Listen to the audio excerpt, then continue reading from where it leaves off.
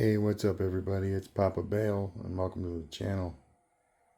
Of course. Well, what I did here is I took the two 30 gauge strands out of the 10 strands in each of these coils, and I linked them in a series circuit. So we have 400 turns, 400 turns of 30 gauge as a trigger coil for each side here. And I'm going to turn it up to 2.5 volts.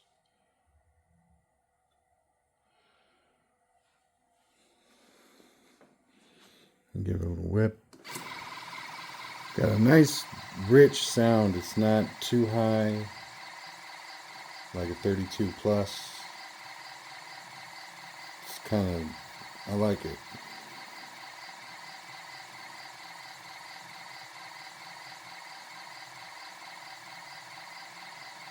But this is with the trigger strands inside the drive coils. And I don't know if I'm going to keep it this way. But it works.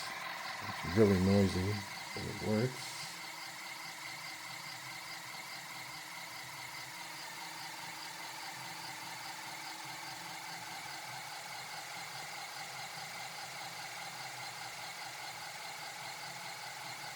We're already pulling like 2.5 amps at 3.5 volts in.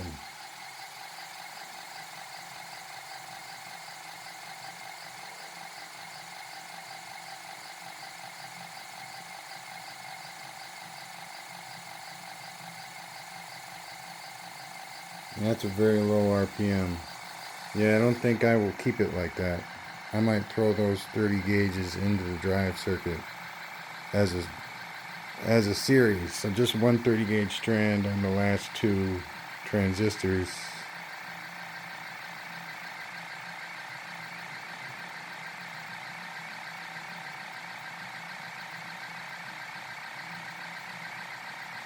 Let's just say we don't have all day. We put that stipulation on our experiment, and then this, it's like, well, okay, now we're up to 2.5 amps. From 2.3 to 2.5.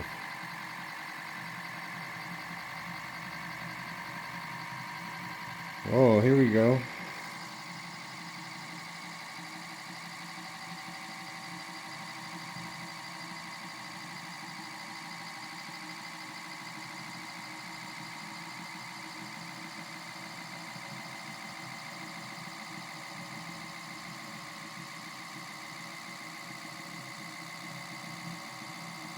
Yeah, I think that bearing in the top is off a little bit, causing the whole thing to like shimmy like that. Because they just popped out. I mean, the bearings, like in my last experiment, they totally came out when it was moving. So, you know, I'm getting kind of freaky dicky. So now it's like super glued in there, but I think it's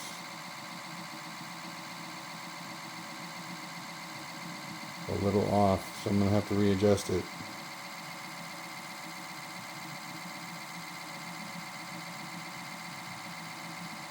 That's pretty nice. Maybe the rotor could go upwards a little bit on the pole, a little bit more in the center of the drive coils, but that's pretty good. We're just going to straighten out the bearing. I don't know about having the trigger coil in the drive. Don't know. I mean, it looks pretty good right now, but as soon as we put all those cores on it, I don't know. Don't know if it'll ever get enough momentum to even reach this speed.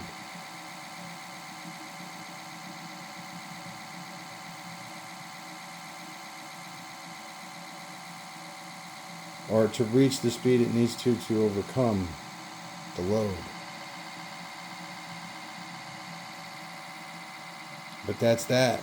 I just wanted to show you I moved the trigger coil into the drive coil. And there you have it. It functions, it works really easily. You don't have to struggle with it. But I don't know how it will do with a load. I really don't. This is 3.5 and 2.3 amps.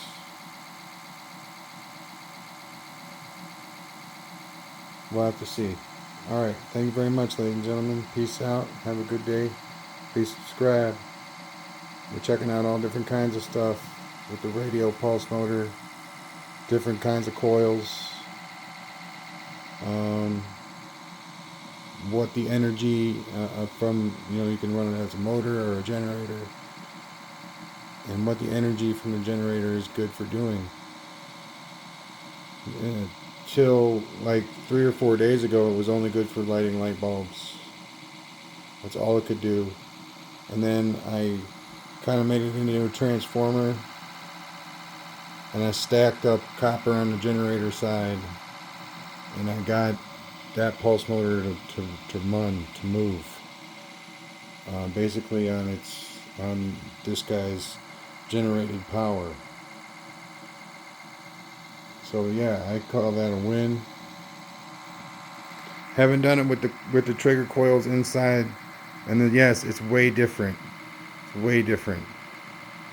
If you ask me, having the coils outside is way better. Way better.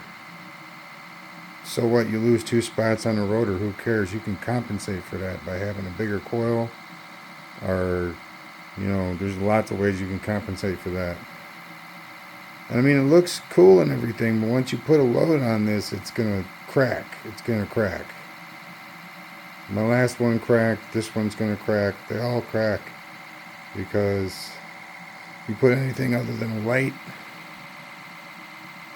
on this with the coil inside the coil, dustly.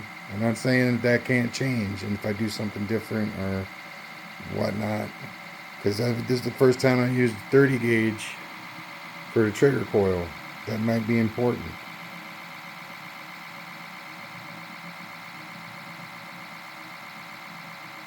But yeah, thank you very much. Bye now.